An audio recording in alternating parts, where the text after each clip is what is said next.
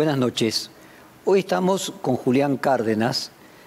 Julián es investigador y profesor de sociología y mientras enseñó en la Freie Universität de Berlín, desarrolló un proyecto sobre las élites empresariales en América Latina. Ustedes lo van a escuchar con su acento castizo, es español, pero su padre es argentino y tiene un amplio conocimiento sobre todo Latinoamérica. Es doctor en sociología por la Universidad de Barcelona, interesado en el análisis de las redes sociales, las élites empresariales y combina ambos métodos de investigación. Trabajó también en Berlín en la Alice Salomon Universitat, en la Universidad de Antioquia, en Medellín, en el Instituto Superior de la Empresa, el ISE, de la Business School de Barcelona, en la Universidad de Barcelona y actualmente trabaja en la Universidad de Valencia, también en su España natal. Tiene una larga lista de obras que analizan en profundidad el rol político, social, económico de los sectores del poder.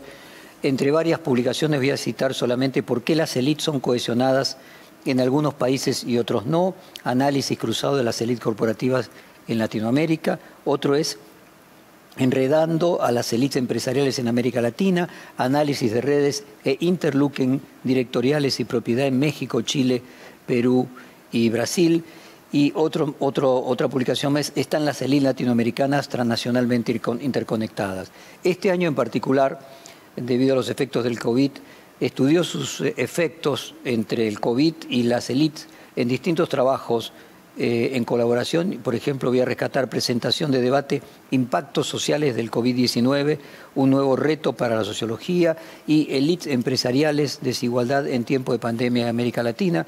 Y voy a comenzar preguntándole a Julián por allí si el COVID cambió en algo la sociología y los parámetros para hacer sociología. Bueno, primero de todo, muy buenas tardes, buenas noches, Jorge. Un placer estar aquí con vosotros. Y mira, referido al tema de la sociología y el COVID, mira, déjame que empiece con una especie de exageración, pero seguramente no tendría mucho sentido encargarle la vacuna a un sociólogo, ¿vale? Pues tampoco tendría mucho sentido, por ejemplo, diseñar cómo nos tenemos que comportar, cómo nos tenemos que regular nuestro comportamiento tanto en la cuarentena, en el confinamiento o en la distancia social, sin tratar de entender cómo funciona el comportamiento social de las personas. Y es aquí donde los sociólogos somos expertos. La sociología se ha dedicado durante más de 100 años a estudiar las relaciones sociales. Es decir, en un momento donde las relaciones sociales son claves especialmente para evitar el contagio, para evitar la transmisión del virus, yo creo que los sociólogos tenemos mucho que decir en las medidas que se tienen que tomar y sobre todo en el tipo de investigación que se tiene que hacer.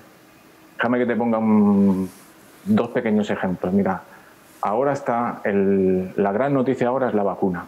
¿Y quién se tiene que vacunar primero? ¿Vale? Si esta pregunta la haríamos, ¿quién se debería vacunar primero? La mayoría de los gobiernos están tomando una decisión, digamos, muy basada en principios de salud pública. Se tienen que vacunar primero los médicos, se tienen que vacunar primero todo el personal sanitario y además se tienen que vacunar las personas mayores. Sin embargo, varios estudios de investigación señalan si lo que se trata es de evitar el contagio del virus, si de lo que se trata es de evitar esta transmisión, a quien se deberían vacunar primero seguramente serían a personas con muchas interacciones sociales. Quizás sería mejor vacunar primero a una cajera del supermercado con más de 100 interacciones diarias que toca los productos, toca dinero, en ocasiones incluso toca las tarjetas de crédito que nosotros también tocamos. Quizás sería mejor vacunarla a ella primero para evitar la transmisión del virus. Esto yo creo que es una investigación que se llevó a cabo en la Universidad en Dubái y los responsables hicieron muchísimas simulaciones para ver cuánto bajaba el número de fallecimientos a partir de vacunar a diferentes perfiles de la población. Y ellos se dieron cuenta que cuando se vacunaba a perfiles de la población con muchas interacciones sociales, el número de fallecidos bajaba drásticamente. Esto es relaciones sociales, esto digamos es sociología, esto digamos es que la sociología le preste atención a el tema de las relaciones sociales para atajar uno de los problemas, seguramente el mayor problema del siglo XX. Y te pongo otro ejemplo también. Seguramente, no solamente en España, sino en muchos países de América Latina, hay una gran parte de la población que no se quiere vacunar. no es que sean negacionistas, no es que nieguen que exista el virus, sino que ahora mismo en encuestas que se han realizado en diferentes países muestran de que, por ejemplo, en España, el 47% de los encuestados, con una muestra representativa de las características de España, en noviembre de 2020 no se quieren vacunar. Inmediatamente que está la vacuna, ellos no se quieren vacunar. Este porcentaje ha descendido un poco en el último mes, ahora mismo está en el 28%, pero casi 1 de cada 3 españoles no se quieren vacunar. El error es pensar de decir, no, es que son los negacionistas, es la extrema derecha, son unos irresponsables. Bueno, cuando hemos llevado a cabo investigaciones sobre el perfil de estas personas, el perfil sociodemográfico de estas personas, hemos identificado que este perfil dominante de personas que no se quieren vacunar son mujeres, son personas jóvenes, son personas que no han padecido el virus, y una de las características principales no es que ni sean ni de izquierda ni de derecha, sino es que tienen una muy baja confianza en el gobierno.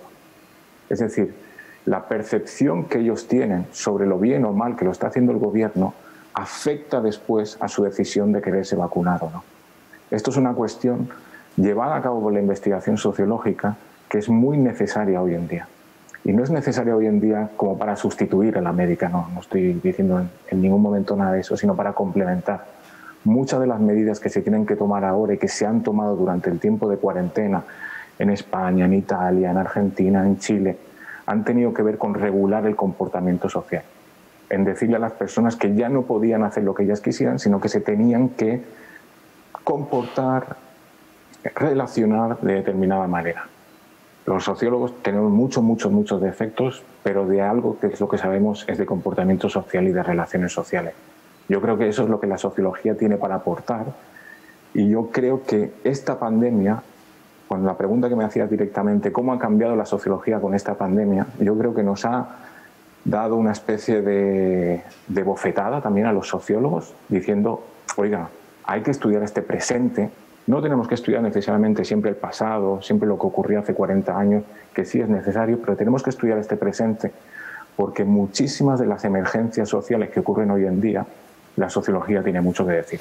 Ahora, vos, Julián, perdón que te interrumpa, pero específicamente sobre el presente, vos escribiste y dijiste en alguna de tus clases, somos más felices cuando nos relacionamos. Y agregaste, nos enfermamos menos cuando nos relacionamos. ¿Qué efectos sociales tiene entonces la soledad y la pandemia y qué huella dejan hacia adelante respecto de la interacción? La respuesta más inmediata es que somos más infelices. Actualmente, en cuarentena, encerrados en casa, restringidos a 6, 7 o 10 personas, somos más infelices. Yo no creo que haya ninguna estadística en ningún país del mundo que diga que estar encerrado en casa, restringir las relaciones sociales, hizo a las personas más fuertes, más vivas o más felices. Puede que nos haya hecho más resilientes, es decir, más capaces de resistir futuras pandemias, futuras catástrofes, pero más felices no nos han hecho.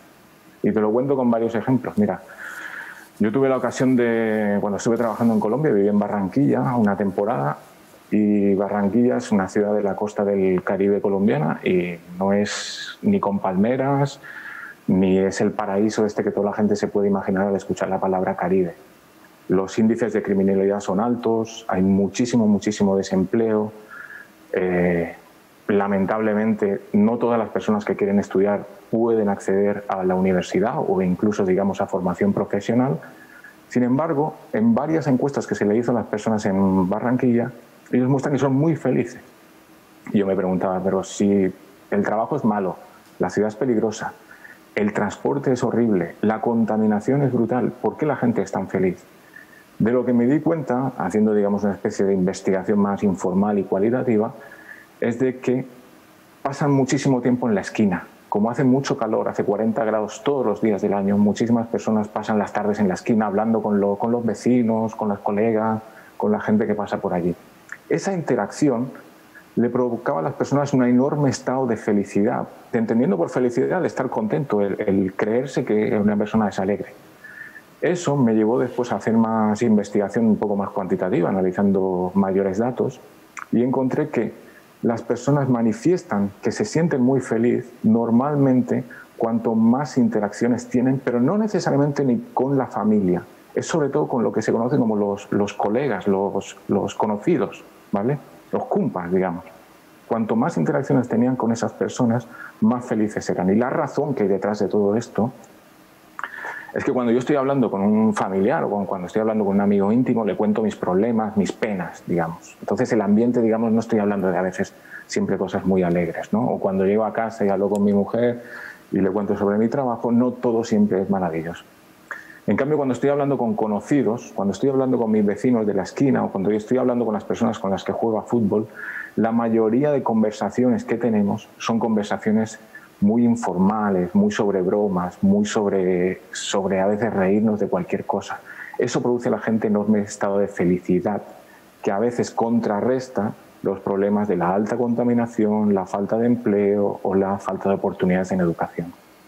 El problema que ha tenido esta pandemia, que ha atacado directamente a la felicidad y sobre todo, es que se nos han roto estos vínculos débiles. Es decir, yo ya cuando voy a la universidad no me quedo hablando con profesores. ¿Por qué? Porque las normas dicen que tú tienes que ir, dar la clase y chao.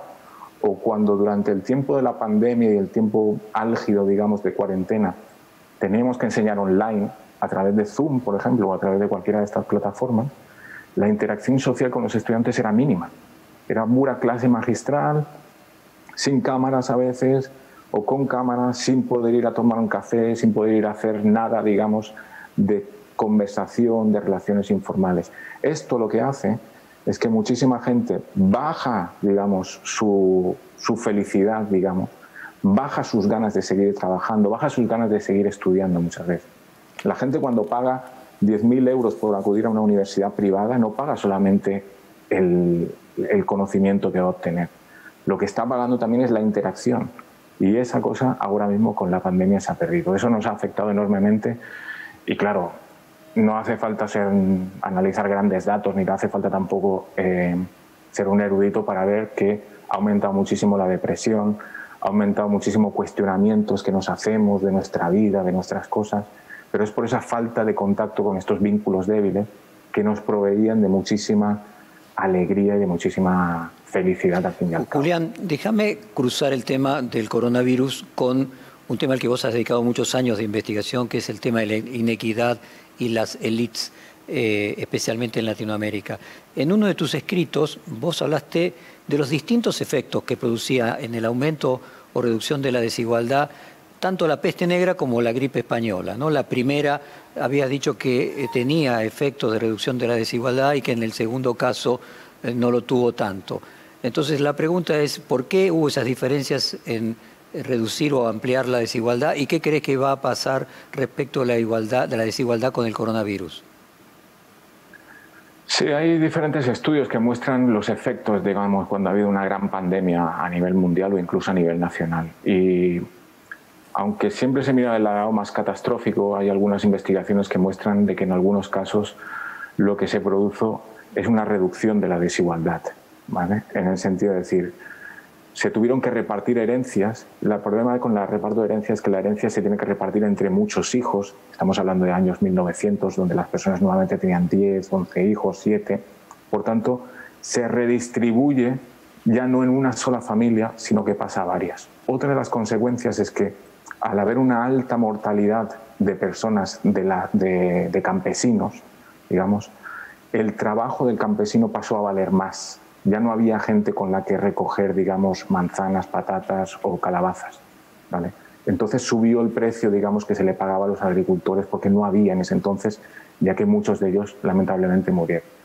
Pero estas cosas pasaron hace más de 100 años. Hoy las condiciones son un poco diferentes. Aquellas eran sociedades más feudales, precapitalistas, digamos, o preindustriales. Hoy estamos hablando, digamos, de una sociedad mucho más globalizada, más industrial, un sector servicios. Las investigaciones, tanto la mía como la que han llevado a cabo organizaciones internacionales como la CEPAL u otros organismos internacionales, es que lamentablemente, sobre todo lo que va a aumentar es muchísimo la pobreza. A veces se habla, es que la pobreza va a aumentar unos 5 puntos percentuales. Esto de 5 puntos percentuales suena así un poco diciendo, bueno, no es tanto, bueno, al fin y al cabo son 30 millones de personas. Es decir, es la población, toda la población de Chile más la población de Bolivia juntas, digamos, el año que viene seguramente van a ser pobres. Entonces estamos hablando de en América Latina 30 millones más de pobres, suponen, digamos, un gran problema, digamos. Y en el tema de la desigualdad, más concretamente, tiene que ver sobre todo con las medidas que se van a adoptar posteriormente, digamos, si ojalá pase esta pandemia muy pronto, ¿no? Y es, ¿qué se va a hacer después? ¿Qué va a pasar con las empresas que han tenido grandes pérdidas? ¿Qué va a pasar, por ejemplo, con todos los trabajadores del sector servicios, que son los que más se han visto afectados?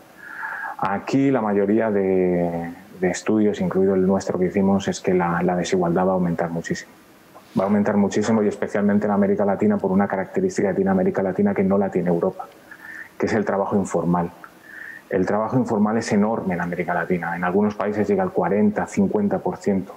¿Qué pasa que haya trabajadores informales? El problema es que muchas de las medidas estatales diseñadas, digamos, para atajar la pobreza o para atajar incluso los problemas después de haber estado en cuarentena, no llegan a estas personas que han tenido un trabajo informal, porque no se sabe qué trabajo tienen, no se sabe cuánto ganaban.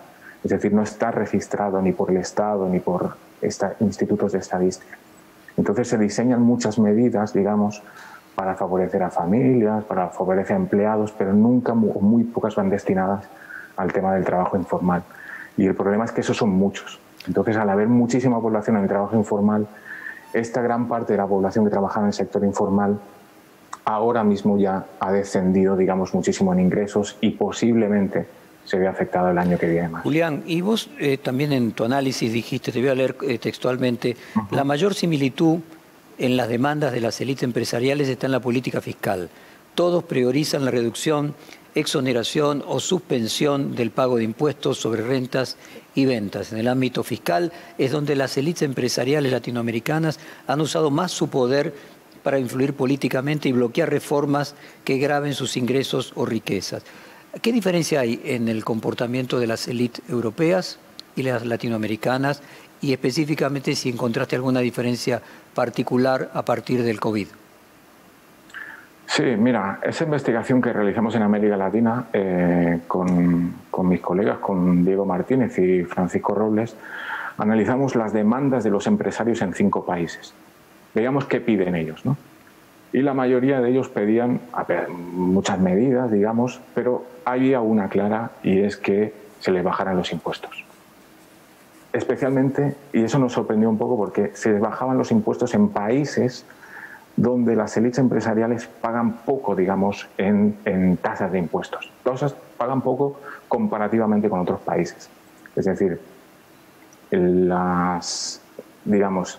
impuesto de las ganancias corporativas en España ronda el 30%, en varios países de América Latina ronda el 20% o incluso el 10%. Es decir, que comparativamente se tasa menos, digamos, a los empresarios en varios países de América Latina. La comparativa, ¿por qué en Europa sí y en América Latina no? ¿Por qué allí se puede? ¿Por qué en América Latina quizás es más difícil cobrarle impuestos a los ricos o cobrarle impuestos, mejor dicho, a los empresarios? Bueno, una de las explicaciones que nosotros encontramos es por los estados. Los estados en Europa son un poco más fuertes, ¿vale? Son estados, digamos, que han tenido prerrogativas, es decir, han tenido competencias que les permite hasta cierto punto tener controlada, digamos, a la élite empresarial. Y te pongo un ejemplo. Felipe González gobernó España en los años 80 y gran parte de los años 90. Él privatizó varias de las empresas públicas. Privatizó Endesa, privatizó Iberia. Bueno, cuando las privatizó, se le criticó mucho porque se le dijo, ay, ¿por qué no ha vendido Endesa o por qué no ha vendido Iberia alguna de las empresas alemanas que pagaban más por ella? ¿Por qué se lo vendió al Banco Bilbao Vizcaya o al Banco Santander? Y Felipe González señala que él lo que quería era construir élites empresariales fuertes. Es decir, quería construir una élite empresarial española fuerte, bancaria, y de esta manera poder llevar a cabo una especie de colaboración público-privada que permitiera el desarrollo del país. España era un país en ese entonces, en vías de desarrollo, años 80, necesitaba aeropuertos, necesitaba construir, necesitaba invertir en educación, y todo eso no lo podía hacer el Estado solo. Todo eso lo hizo también en colaboración, en gran parte, con la élite empresarial. Años después llega José María Aznar, y Aznar consigue también otra prerrogativa, o otra manera, y es la concesión de obra pública. Es decir, es el Estado, digamos, a través de sus múltiples canales, el que decide qué tipo de construcción se hace, por dónde pasan las carreteras y, sobre todo, quién va a construir esas carreteras. Eso le permitió al Estado español tener una fuerte o una manera de poder, digamos, tener, más que controlada la palabra, sería, digamos, cómo poder colaborar, digamos, con la élite empresarial. En América Latina, o en varios países de ellos, lamentablemente no ha podido ser así. Entonces, el Estado ha tenido una posición en muchos casos débiles. Ha dependido mucho de la élite empresarial. O mejor dicho, muchos partidos políticos han dependido de las élites empresariales. Eso ha llevado, digamos, a que, como las élites empresariales en América Latina tienen muchísima concentración de los ingresos, tienen muchísima concentración de la riqueza, el país depende de ellos. Y al tener ellos también muchísima riqueza, muchísimo poder, digamos, eso les permite hasta cierto punto tener una mayor influencia sobre lo que pasa en el Estado. Y a la élite empresarial hay algo que no le gusta nada. La élite empresarial puede tolerar muchísimas cosas. No importa a veces si el gobierno es de izquierdas, de centro izquierda, incluso de derecha. La élite empresarial, los empresarios se adaptan. En eso no tienen problema. Pero hay algo que no conciben o les cuesta muchas veces aceptar, que es el pago de impuestos. Pero no es que no quieran pagar impuestos porque son malos o porque no son patrióticos, es porque no creen en el Estado. No creen que el Estado sea un buen gestor, digamos, del dinero recaudado. Entonces, muchas investigaciones que se han hecho en Chile o incluso también en Brasil muestran, cuando se le pregunta a la élite empresarial, oiga, ¿a usted le preocupa la pobreza? Y ellos te dicen, sí, me preocupa la pobreza y sí me preocupa la desigualdad y sí estaría dispuesto a hacer cosas, digamos, para que haya menos desigualdad o menos pobreza en mi país. Pero estas cosas no pasan por pagar impuestos. No porque no quiera dar mi dinero, sino especialmente porque no creo en el Estado. No creo en el Estado como una fuente de... Y ahí quería preguntarte, en uno de tus trabajos titulado Los dueños de América Latina, haces una descripción de los gobiernos de centro-derecha del continente y decís textualmente: los partidos de centro-derecha en América Latina siguen apegados al modelo económico neoliberal importado de Estados Unidos y Europa. Liberalización comercial, desregulación de inversiones, contención del gasto social, impuestos regresivos. Hay un error respecto de las élites latinoamericanas de lo que es mejor para ellos mismos. O sea, ¿tienen un problema de sesgo ideológico o simplemente dicen que no quieren pagar impuestos porque no creen en el Estado, porque es una excusa para no pagarlos? Bueno, buena pregunta. La idea principalmente es que al haber esta baja confianza en el Estado, digamos, tú no crees en el Estado como ente redistribuidor, tú no crees, digamos, en el Estado. No es que no crean en el Estado, es decir, tienen un poco de trampa. Es decir, no es que no crean en el Estado, porque sí necesitan el Estado para las infraestructuras, sí necesitan al Estado para la regularización comercial, para crear, por ejemplo, tratados de libre comercio. El problema es que no creen en el Estado, digamos, como ente redistribuidor de la riqueza. Es decir, que ellos tomen mis impuestos y con esos impuestos, digamos, ellos redistribuyan al resto de la sociedad. Si me preguntan más particularmente, cuando yo he hablado con algunos empresarios, por ejemplo, tanto en Colombia como en Argentina, ellos me dicen, nosotros damos trabajo. O sea, nosotros ya estamos haciendo algo por la sociedad. ¿Quién da trabajo? La universidad no da trabajo, las escuelas muy poco, los sindicatos menos todavía. Ellos se ven a sí mismos, o hay una parte de los empresarios, se ven a sí mismos ellos como diciendo nosotros damos trabajo, ya estamos contribuyendo, digamos. Si además nos cobras impuestos, nos impides a mí y al resto de los empresarios llevar a cabo nuestras expansiones que generarían más puestos de trabajo. Y más concretamente, directamente lo que me has preguntado, es decir, sí, en América Latina, no solamente los partidos de centro-derecha, sino incluso mucho empresario ha abrazado, digamos, la corriente neoliberal que cree en un Estado mínimo. Una corriente neoliberal que piensa decir, bueno, hay que dejar al Estado que regule, digamos, y sobre todo que el Estado intervenga lo menos posible. Sin embargo, ahí también hay una especie de pequeña trampa, porque cuando yo abro mi negocio, yo digo, mi negocio me va muy bien porque yo soy un emprendedor y yo he podido expandirme a Bolivia, Paraguay y otros porque yo soy un emprendedor, un berraco, como dicen en Colombia, un grande, como dicen en Italia. El problema es que cuando tú piensas que es solo por mérito tuyo, estás cometiendo un cierto error. Porque tu negocio va bien, porque el barrio en el que estás va bien, porque los aeropuertos, que los han construido muchas veces con dinero público, han permitido tu expansión internacional. Entonces sí, a veces, digamos, esta corriente neoliberal que la han abrazado, quizá en exceso a algunos políticos y seguramente muchísimos empresarios, lleva unas ideas erróneas. Erróneas no en el sentido de que estén mal, sino erróneas en el sentido de decir, este tipo de crecimiento a la larga no ha dado siempre los frutos adecuados. Ejemplo, Chile abrazó muchísimo el neoliberalismo, le permitió crecer económicamente muy bien. No es que el neoliberalismo esté mal, te ha permitido crecer. El problema es que te ha generado también una serie de consecuencias, aumento de la desigualdad. Cuando crece la desigualdad, ¿qué es lo que pasa? Crece la percepción de injusticia. Yo digo, ¿cómo es posible que el rico pueda acceder a la sanidad y yo no? ¿Cómo es posible que esa persona de clase media pueda obtener cierta entrada en universidades y yo no? Entonces crece muchísimo el malestar social. Hay varios autores, entre ellos, por ejemplo, los economistas Acemoglu y Robinson. Ellos señalan, es cuando las élites perciben de que va a haber una revuelta social, es decir, que crecen las manifestaciones, crecen las protestas, aumentan las huelgas y toda esta serie de revueltas sociales, cuando ellos ven el peligro y dicen, oiga, cuidado, que todo este tipo de personas mañana pueden votar un partido político con ideas totalmente radicales y puede que antiempresariales, y eso sí nos genere un problema. Entonces, muchas veces, partidos de centro-derecha, digamos, a pesar de que se llamen y proclamen y abracen el neoliberalismo, han llevado a cabo también políticas sociales para evitar, digamos, estas revueltas sociales. Bueno, y ahí quería ir, porque en Europa la centro-derecha y la derecha es un fenómeno distinto, no es neoliberal, sino podríamos decir es más estatista, es más nacionalista. ¿Por qué se da esa diferencia de la centro-derecha y derecha en Latinoamérica, podríamos decir más liberal y aperturista, y en Europa por el contrario?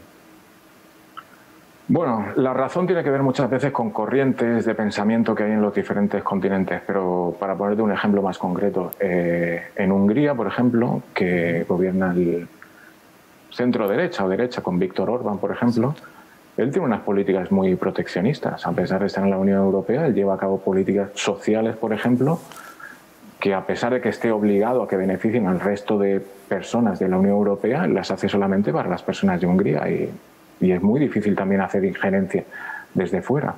Él lleva a cabo una política muy proteccionista en el sentido de decir, bueno, el comercio internacional a mí me beneficia, pero hasta cierto punto también perjudica a mi digamos, pequeño y mediano empresario. El pequeño y mediano empresario es el que me trajo al poder. Entonces yo no lo puedo defraudar. Yo no puedo ahora abrazar el neoliberalismo o abrazar puramente la apertura comercial cuando fueron estos pequeños y medianos empresarios los que me apoyaron a mí para llegar al poder. Entonces, muchos países de la Unión Europea, algunos países de la Unión Europea sí se han, digamos, vuelto, digamos, a tratar de desarrollar medidas proteccionistas. Lo que pasa es que a veces también lo hacen un poco como eslogan. ¿Por qué te lo digo como eslogan? Porque Hungría no puede producir solamente todo lo que él necesita. Necesita de otros países, necesita también comercializar. Muchas medidas a veces se trata de rescatar a veces como un proteccionismo más social, digamos. Lo nuestro es lo bueno, terminemos con la Unión Europea, la Unión Europea solo nos ha traído problemas, menor desarrollo económico. Sin embargo, a la hora de exportar tus productos, tú necesitas seguir dependiendo de Alemania, de Francia, de España y del resto de países europeos. América Latina tiene una cosa característica diferente a Europa en este caso, y es que América Latina casi todo lo que comercia, lo comercia con Estados Unidos y con China. La única excepción en América Latina es Argentina, que su principal socio comercial es Brasil. Pero en el resto de países de América Latina, su principal socio comercial es Estados Unidos y ahora como segundo y casi superando al primero es China. Eso le da hasta cierto punto una pequeña ventaja en el sentido de decir, si América Latina en un futuro próximo, es decir, estamos hablando de aquí a 2 o 3 años, algún país optara por medidas mucho más proteccionistas, ¿vale? El problema lo tendría con Estados Unidos o con China, pero no lo tendría con el resto de países de América Latina.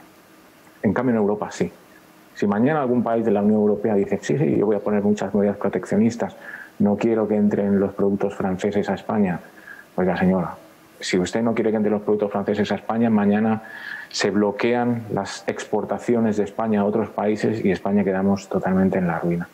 Entonces, en América Latina, a futuro próximo, va a depender muchísimo del mercado chino, a mi entender. Y eso yo creo que es lo que va a hacer variar un poco las medidas, si ya sean de mayor apertura comercial o de mayor proteccionismo. Vos escribiste, aunque BlackRock, el famoso megafondo de inversión, comenzó sus negocios en Chile a inicios de 2010, sobre todo en la comercialización de activos, es posible que su entrada en el capital accionario de grandes empresas de ese país sea difícil debido a la amplia y cohesionada red de propietarios chilenos dentro de ese país. Se ha dicho mucho, también comparando a los empresarios argentinos con los empresarios brasileños, que tienen menos apego por sus empresas.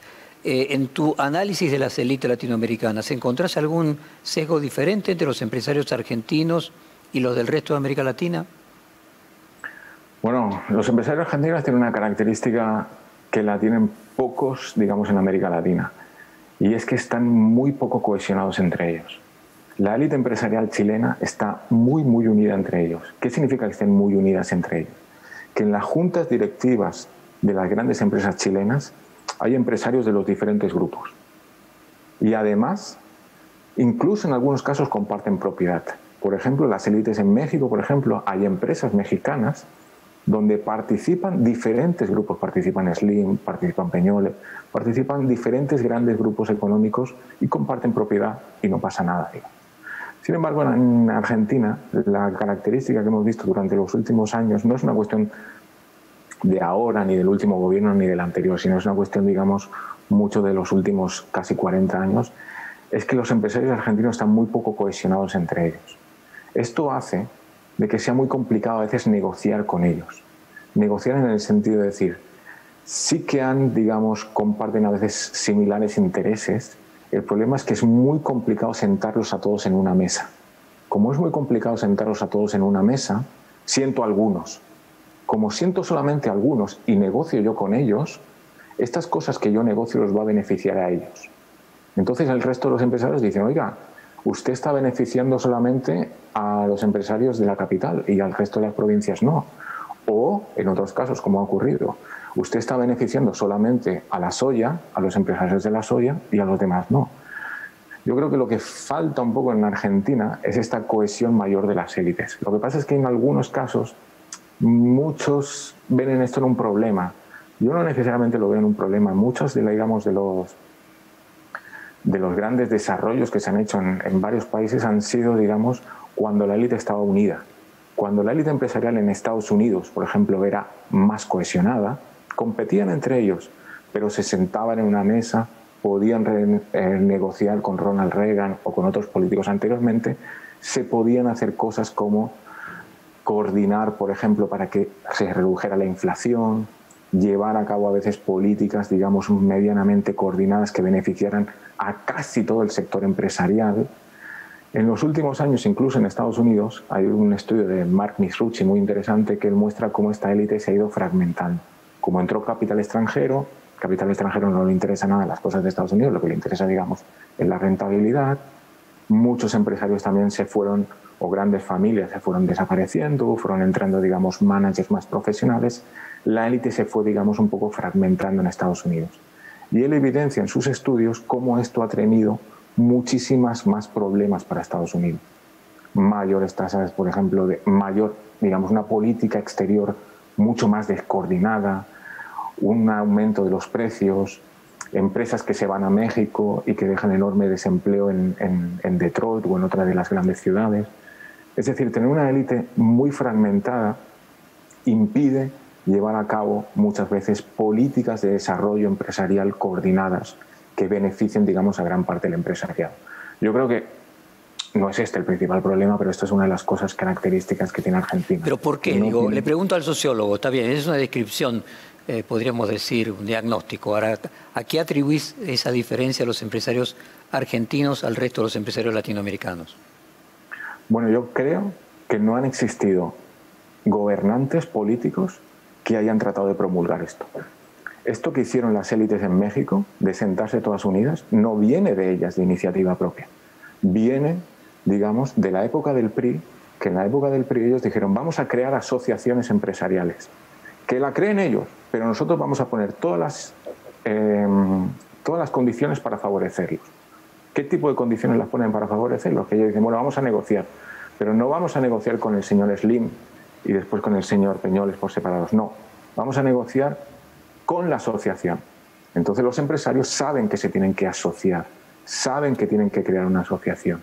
Esto les lleva a ellos, digamos, a perder ese miedo, digamos, a asociarse. Más se asocian, entonces más después pueden desarrollar proyectos conjuntos como hicieron en Chile o como han hecho, por ejemplo, en México. Te cuento el ejemplo de Chile que me has contado anteriormente con BlackRock. Las élites empresariales chilenas, al estar muy unidas, digamos, les favoreció a ellos impedir que venga BlackRock y compre sus empresas. BlackRock es un fondo de inversión con muchísimo dinero. Entonces ve empresas, digamos, que puede comprar y la compra. ¿Cuál es el problema? Que la empresa ya deja de ser chilena o deja de ser, digamos, controlada por élites nacionales.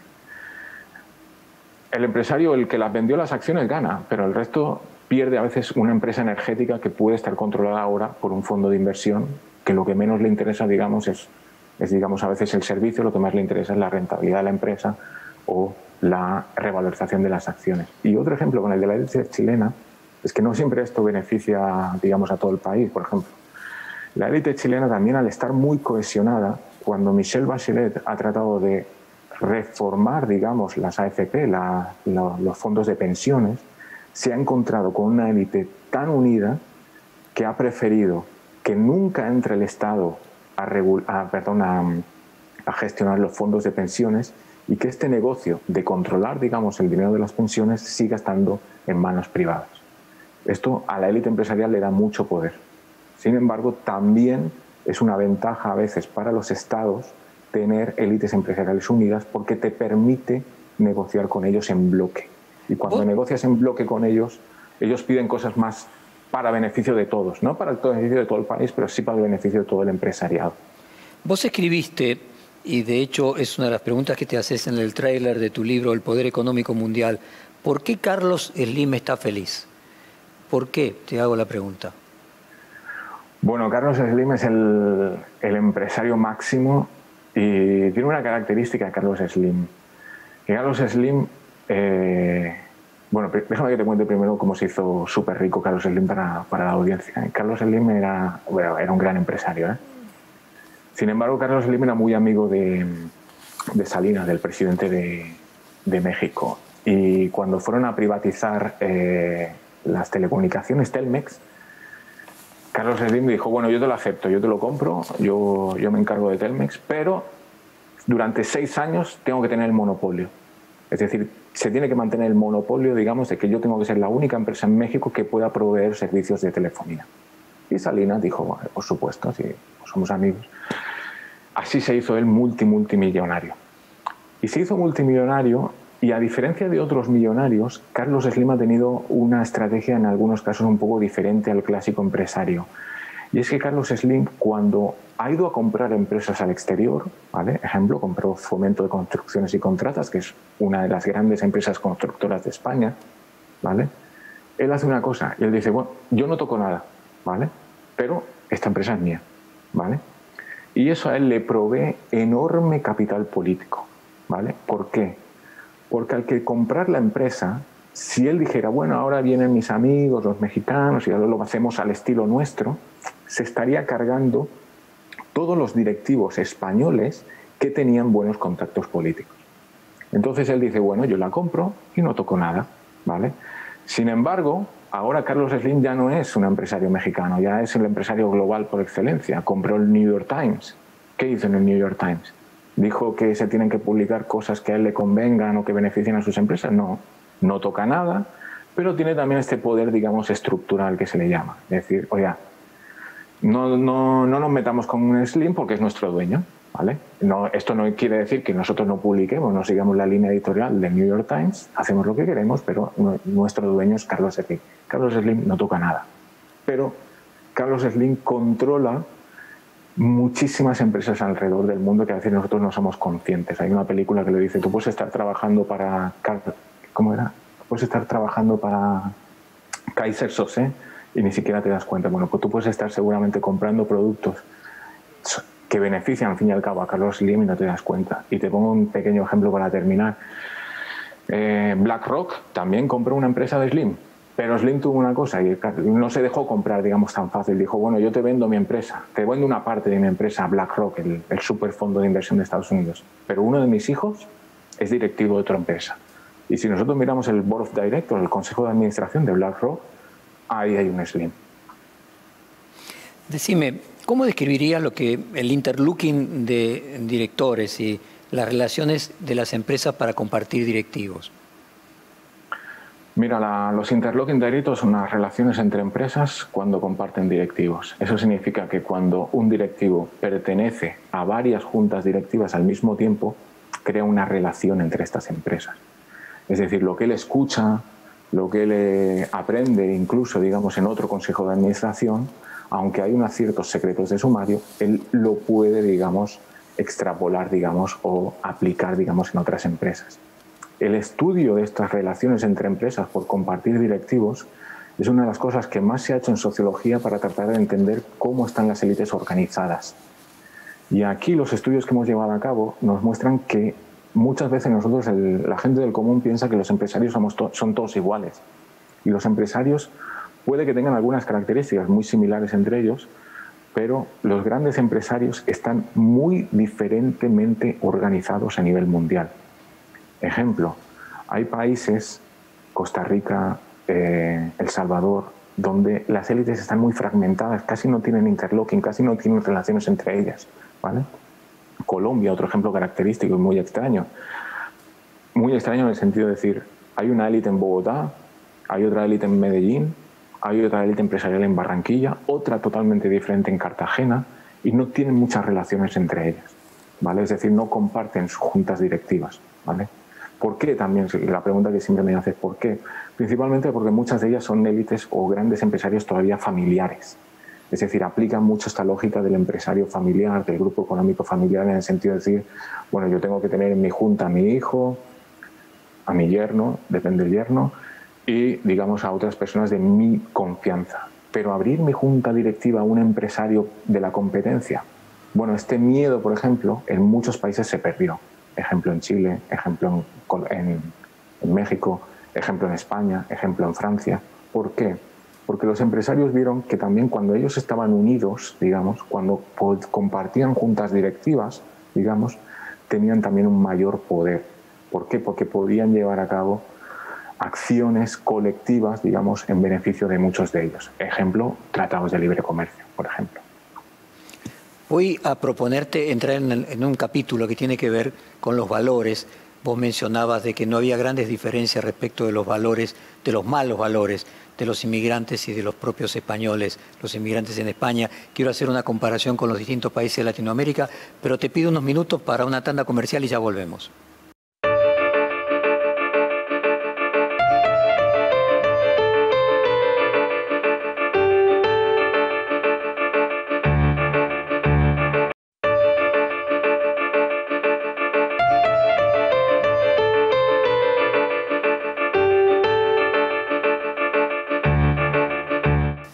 Bueno, te escuchaba, decía antes del corte, decir que en el caso específico de España no había mucha diferencia entre la actitud de un español y un inmigrante respecto de no pagar un ticket si podía saltárselo, evadir impuestos, pagar un soborno para conseguir un beneficio, y que había un error en cuanto a que había valores distintos de los inmigrantes que de los españoles. Me gustaría que profundizaras en eso y que luego compararas esos valores con Latinoamérica. Sí, mira, te contextualizo. Mira, la líder de la AfD, Alternativa por Alemania, Alternativa por Alemania es el partido de ultraderecha, un partido abiertamente anti-islam. No quiere musulmanes y lo dice abiertamente, y cree que hay una islamización de Europa y de Alemania, y por tanto en sus políticas está de que todo inmigrante irregular, y especialmente las personas musulmanas, tienen que tener incluso menos derechos sociales que los alemanes. Y la líder es lesbiana y ella lo dice abiertamente, y ella dice: si siguen teniendo poder el Islam, yo voy a perder los derechos como lesbiana. Es decir, yo no me voy a poder casar y vamos a volver o vamos a retrocedernos 50 años. Ella tiene un discurso muy de lo que se llama, en algunos casos se ha llamado homonacionalismo, es decir, yo me presento ante el inmigrante como diferente, ¿vale? Y digo que el inmigrante es un problema para los derechos sociales. Es decir, si los inmigrantes siguen llegando a Alemania, digamos, muchos derechos sociales que hemos conseguido, los gays, las lesbianas, el aborto, por ejemplo, todo esto se perderá porque ellos son mucho más conservadores, vienen de países, digamos, más atrasados, más misóginos, más, incluso donde el maltrato a veces es más tolerable. Bueno, nosotros llevamos a cabo una investigación en España y tratamos de ver si un partido, por ejemplo, anti-inmigrante en España, por ejemplo, tendría éxito, ¿vale? ¿Y cómo lo podemos saber? Pues bueno, tratando de estudiar los valores que tienen las personas nacidas en España y las personas no nacidas en España. En la encuesta mundial de valores, que es una encuesta que se hace a nivel mundial, se pregunta a quién no querrías como vecino, qué grado de justificación, y además qué grado de justificación tienes tú, digamos, respecto a diferentes cosas como el aborto, la eutanasia, el sexo casual, el no pagar impuestos, el engañar y colarte en el metro, por ejemplo, con el transporte público, y preguntas sobre un montón de actitudes. Al llevar a cabo esta investigación y al comparar a españoles, digamos, o personas nacidas en España y a personas no nacidas en España, lo que identificamos es que prácticamente no hay diferencias. Es decir, la diferencia única, mínima, era en el aborto. Pero, digamos, ¿qué piensa, digamos, un inmigrante en España sobre la eutanasia? Es casi lo mismo que piensa un español. Es decir, y lo que piensa, digamos, en promedio, los españoles, digamos, en promedio respecto a no pagar impuestos o a engañar en el metro o al sexo casual, digamos, tenían la misma visión que los inmigrantes, ¿vale? Esto nos señalaba que partidos anti-inmigrante en España no tendrían mucho éxito, principalmente porque el español sigue percibiendo al inmigrante, digamos, quizá como inmigrante, pero no necesariamente como una persona totalmente ajena a ella y no como una persona a la que le hace peligrar su sistema de valores, ¿vale? Que vengan argentinos, que vengan chilenos, que vengan bolivianos, ecuatorianos a España, no ha trastocado, digamos, la españolidad ni se han perdido valores. Al contrario, han habido muchísimas más parejas, digamos, mixtas entre latinoamericanos y españoles. A tu pregunta concreta, y en América Latina, bueno, América Latina tiene una característica, ¿vale?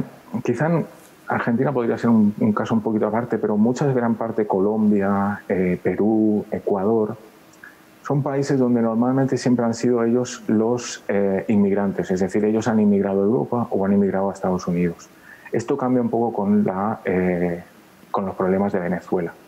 Con los problemas de Venezuela hay una altísima migración de venezolanos a Colombia, a Ecuador, bueno, a Chile, a casi muchísimos países de América Latina. Y ahí se crea en algunos casos un cierto shock, digamos. Es experimentar, digamos, la llegada, digamos, masiva, podríamos decir en este caso, de venezolanos. ¿Ha trastocado esto el sistema de valores? ¿Ha aumentado el racismo? Bueno, en algunas ciudades sí se percató. Por ejemplo, en Bogotá hubo un aumento estadísticamente y tanto en noticias también de rechazo a los venezolanos. En algunas otras ciudades, también en Ecuador, también se manifestó cómo había habido ataques hacia los venezolanos. Es un tema muy, muy complejo el de los inmigrantes y fíjate, y en este es el caso que te quería poner en concreto, que el sistema de valores, es decir, lo que piensa seguramente un venezolano sobre la vida, sobre la religión, no es muy diferente de lo que piensa un colombiano o no es muy diferente de lo que piensa un ecuatoriano. Es decir, yo creo que los países latinoamericanos, y sobre todo creo que va a pasar ahora con el tema de la pandemia, van a experimentar muchísimo más la migración intrarregional.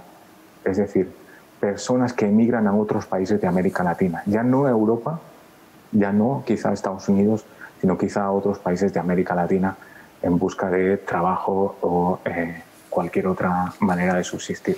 Esto yo creo que también va a trastocar un poco, digamos, a América Latina. Déjame entrar en tema, que nos quedan pocos minutos, de redes sociales. ¿Son las redes sociales el nuevo campo de investigación para la sociología moderna? Absolutamente sí. Pero por redes sociales no hay que entender solamente Facebook, Twitter, Instagram. Por redes sociales estamos entendiendo relaciones sociales mucho más complejas. Es decir, cuando yo me meto en Facebook, yo estoy interaccionando por lo menos en 10 minutos, puede que con 50 personas al mismo tiempo.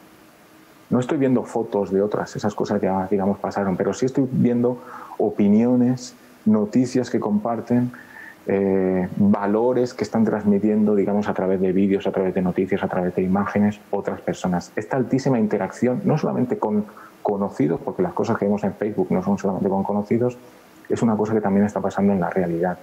Yo creo que cada vez más, digamos, vivimos en esta sociedad muy hiperconectada, y esto es una cosa que la sociología no puede, digamos, verla como una cuestión, asumirla y ya está. Yo creo que tiene que ir directamente a analizarla. Y aquí es donde yo creo que la sociología tiene mucho que aportar, porque la sociología es experta en análisis de datos. A veces hay una imagen de los sociólogos como personas con barba, un montón de libros y fumando pipa. El sociólogo, al fin y al cabo, lo que somos unos analistas de datos. Analizamos muchos datos. Yo las cosas que enseño a mis estudiantes es cómo analizar datos. Las cosas que aprendí yo en Barcelona son cómo analizar datos.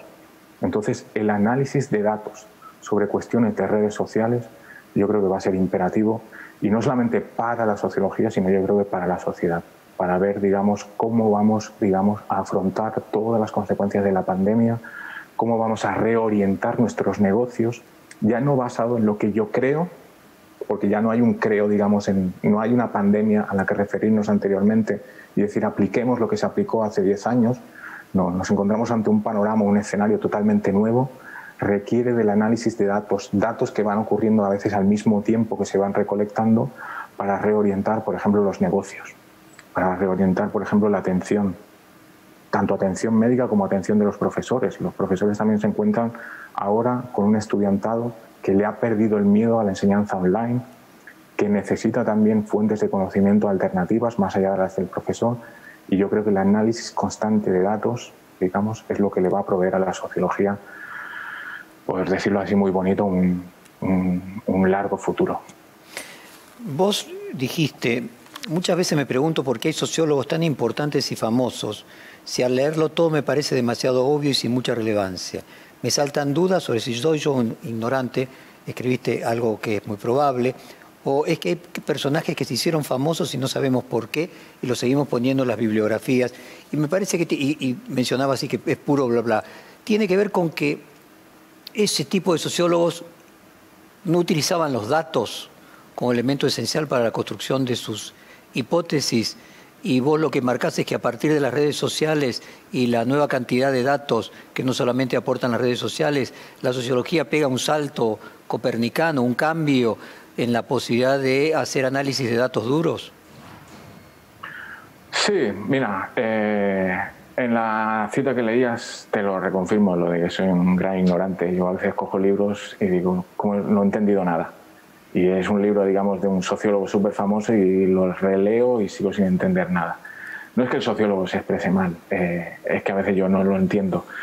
Pero sí que estoy de acuerdo en que a veces, especialmente cuando hacemos investigación, tanto en la sociología como ciencia política, incluida antropología, y aquí pongo un énfasis, incluida la economía, a veces tendemos a citar o a repetir, digamos, corrientes de pensamiento sin análisis de datos.